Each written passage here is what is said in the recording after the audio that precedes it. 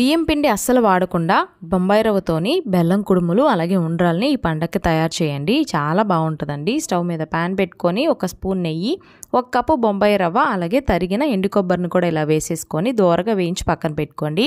ఇంకొక గిన్నె పెట్టుకొని 1.5 కప్పు బెల్లం, 2.5 కప్పులు నీళ్లు పోసి ఈ బెల్లం అంతా కరిగించుకున్నాక ఇంకొక గిన్నెలోకి ఇలా స్ట్రెయిన్ చేసేసుకోండి. ఇందులోనే నానబెట్టుకున్న 2 స్పూన్ల వరకు పచ్చెనగపప్పు, 1 స్పూన్ ఇలాచీ పౌడర్ వేసుకొని ఇలా బాగా మరిగేటప్పుడు మనం తీసుకున్న రవ్వను కూడా వేసేసుకొని బాగా మీడియం ఫ్లేమ్లోనే దగ్గర పడే వరకు ఉడికించుకోవాలండి. ఉడికించుకున్నాక ఒక 10 నిమిషాలు కొంచెం గోరువెచ్చగా అవనివ్వండి.